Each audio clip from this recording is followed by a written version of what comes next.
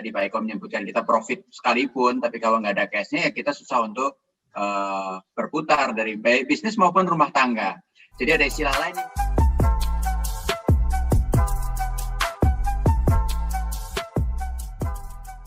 Anda sering mendengar istilah cash is king gitu ya, is the king gitu ya. Sebenarnya ini istilahnya apa sih gitu ya? Kalau konsumen itu adalah raja sering kita dengar ya, tapi cash adalah raja juga sering kita dengar. Tapi ini artinya apa? Ya apakah segala-galanya itu harus ada cash begitu?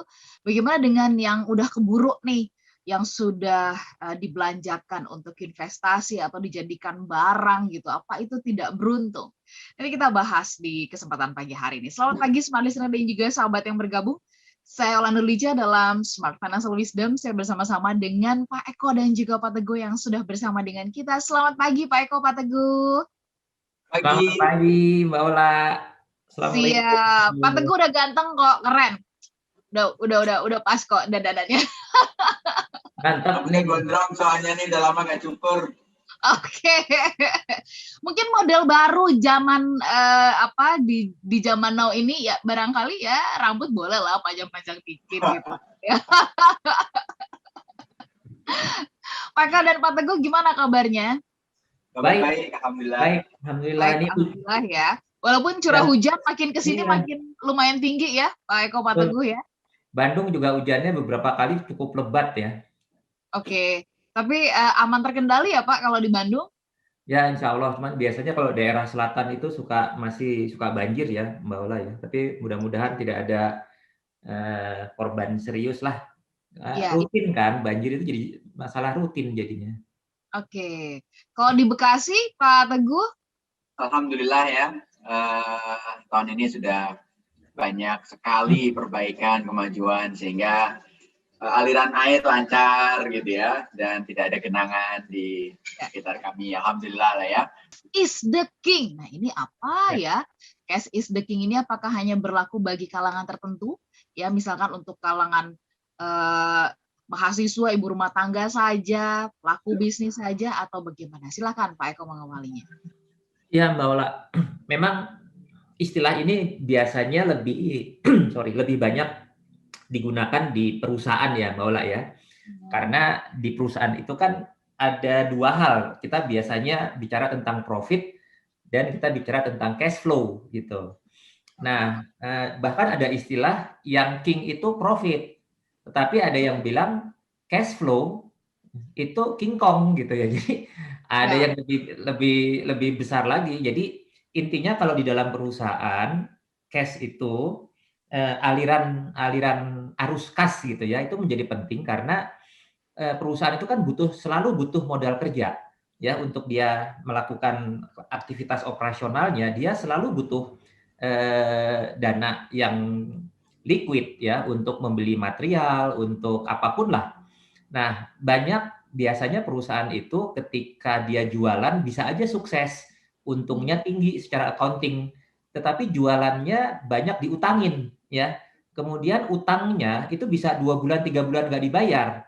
Sehingga walaupun secara akuntansi bisa dihitung sebagai keuntungan, tetapi arus kasnya seret, bahkan arus kasnya mati gitu ya, tidak ada penjualan barangnya keluar, tetapi income hasil penjualannya, salesnya tidak masuk. Nah itu yang menyebabkan perusahaan itu mati gitu. Nah jadi awalnya memang istilah cash is the king itu dalam sisi perusahaan lebih kepada bagaimana aliran darah, kalau di dalam tubuh manusia itu aliran darahnya harus selalu lancar gitu ya, dan arus kas itulah yang disebut sebagai penyelamat ketika dalam kondisi krisis sekalipun. Kalau perusahaan itu punya arus kas yang lancar, termasuk juga tabungan ya, dalam kondisi di mana penjualan menurun drastis, sementara dia masih punya cadangan likuiditas dalam bentuk cash, misalnya dia masih bisa melakukan investasi yang lain ya, bikin produk yang lain gitu. Nah sekarang kita juga akan bahas apakah cash is the king dalam hal pengelolaan keuangan pribadi dan keluarga gitu ya. Nah itu kira-kira gambarannya kenapa muncul istilah cash is the king. Oke, apakah cash is the king itu berkaitan atau berurusan gitu ya, selalu erat kaitannya dengan situasi krisis, dengan situasi pandemi seperti sekarang ini? Bagaimana Ya, tanggapan dari Pak Teguh sebelum kita jeda ini, Pak Teguh? Sebetulnya bukan hanya di krisis sih, sebetulnya ya. Karena anyway kita membutuhkan cash, sehingga kalau kita, tadi Pak Eko menyebutkan kita profit sekalipun, tapi kalau nggak ada cashnya ya kita susah untuk berputar dari baik bisnis maupun rumah tangga. Jadi ada istilah lain nih Mbak, cash is king, but cash flow is still queen. Gitu. Oke. Jadi kita punya juga ya, cash is the king, but cash flow is the queen. Okay, ya, jadi saya nggak ngerti ya, king sama queen itu lebih berpengaruh mana? Sometimes queen lebih berpengaruh, bukan? Iya, benar. Kita perlu hitung, bukan hanya kita punya cash, tapi kita perlu pertimbangkan di masa mendatang bagaimana income kita, lalu bagaimana mengatur pengeluaran kita ke depan. Jadi ini dua-duanya suatu hal yang berpasangan, yang tidak bisa kita pisahkan. So cash is king, but cash flow is still queen. Oke, baik. Baik.